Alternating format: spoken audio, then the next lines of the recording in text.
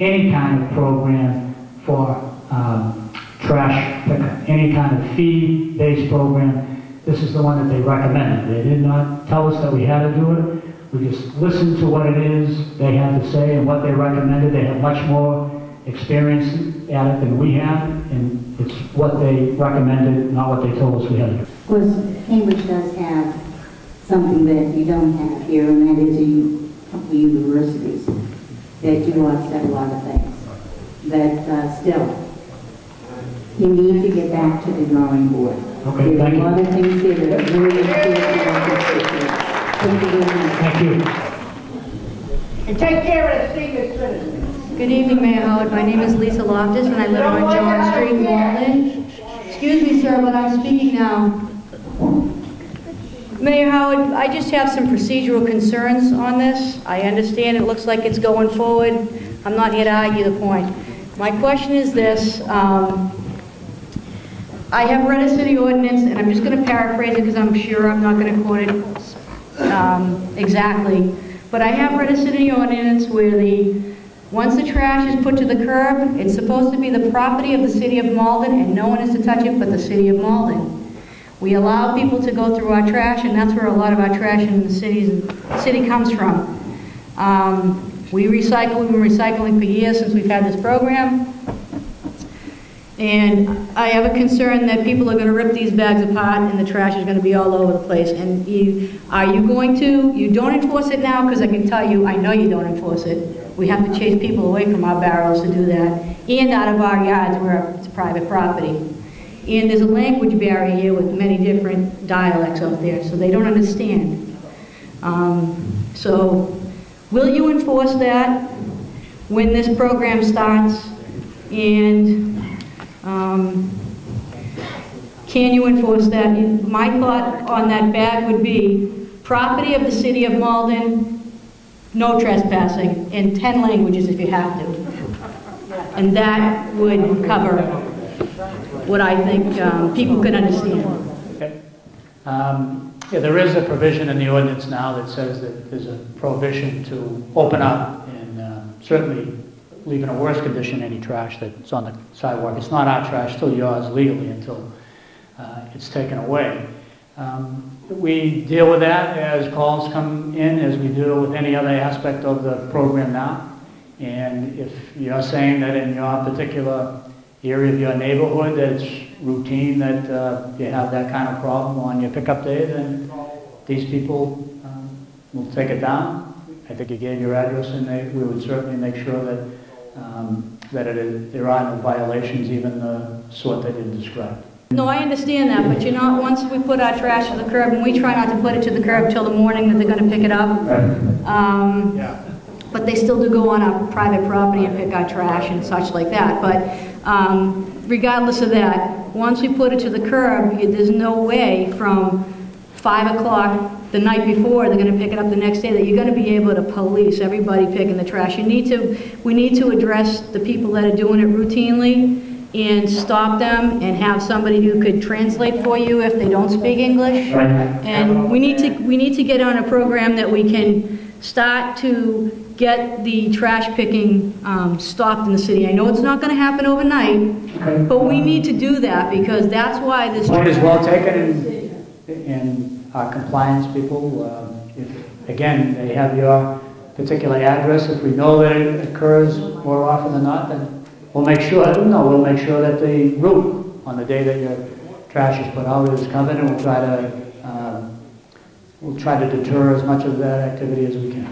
I think as a community, though, we need to set some kind of even a volunteer program to try to curb this situation. Just one little point after that. Thank you. We contacted the Board of Health. This is a Board of Health issue, too.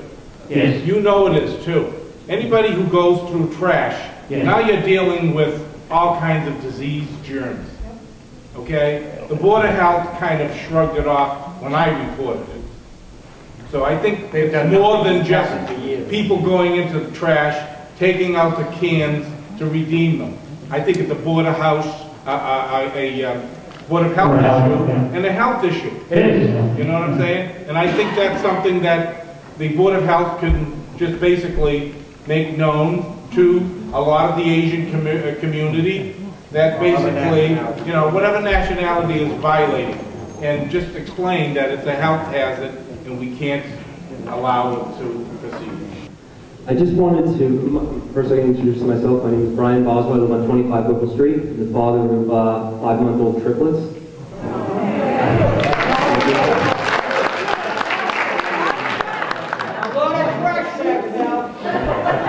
Needless to say, this was a very exciting provision for me.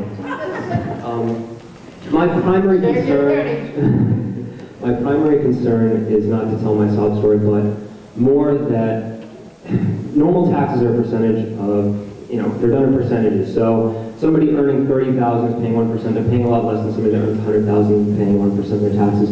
Now you implement a plan like this, and you have $2 per bag. Somebody that's earning $30,000 is going to pay, you know, the same price as, you know, dual income, no kids. And it's really an unfair burden on those people. And I don't know what there is to do about this, if there's alternatives in revenues. I know how tight it is, how tight revenue is, but I really feel like it's an unfair burden on lower income individuals to pay more than someone earning $100,000 to $100,000 a year. And I just wanted to make that point. Just to, you know, I kind of repeated this a couple of times, but I'll say it again. Again, if we're in the position where we think we have to implement the program, the choices are fairly narrow. It's a flat fee, which about 90 communities do. And that means it goes to a residential owner.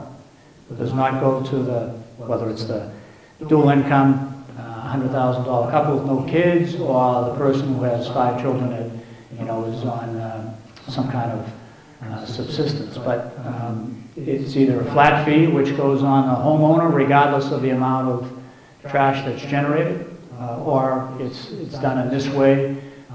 Some communities do it where they don't pick up at the curb, but you actually physically take it to a location and have to pay to dispose of it. I understand. Alternatives to produce the kind of revenue that the program will generate are probably non-existent. Where, as I said earlier, we raised 2.5% on our tax levy, and we're at the absolute cap on that. So I take it from tonight, most people would consider it a good thing that we can't take any more real estate taxes, but we cannot tax any more than we do on real estate. We do things like issue parking tickets. We, you know, have other fee generation, very small in number. We get some rental income from some company. It's actually a Commonwealth of Massachusetts, occupies City Hall. But our revenue generation options are really down to real estate taxes and fee-based programs, some of which, again, I referred to an article in Sunday's paper, identified for, most of it is for athletic activities at the high school level. Many cities are now doing club activities, so if you're on the newspaper, you pay $100 if you want your child to participate in those kinds of things. But it's that or this that we're really talking about, or revenue from the Commonwealth of Massachusetts, which I try to explain is on a downward trend rather than an upward trend, except for public schools. So we considered every alternative that was there. There really aren't a lot of alternatives, other than cutting to meet the bottom line. So there are no revenue options, really. If it is a this or, I don't think they need the microphone, but if it is a this or that situation, then it would have been nice to choose. The cuts are the, you know, the revenue? this program, that program, it just would have been nice to choose. Well, yeah, I mean, if we could have probably, you know, done the circuit, as somebody said, 18 months, and asked, you know, number one, we think we have to do something. Do you prefer a flat fee rather than pay as you throw? I suppose that would have been some kind of feedback that we could have gotten, and you know, if we get criticized for that, then we accept the criticism. But I do think if you start with a proposition that we're faced with either raising revenue or doing the alternative, then I do think this is the best program that generates the best amount of subsidiary activity, puts the point of purchase where it belongs. You know, it's to use your analogy, a gallon of milk costs the same for somebody who, you know, has $100,000 income or $50,000 income. You know, This, you know, when you look at it, if you segregate this particular service from the rest of what the city does,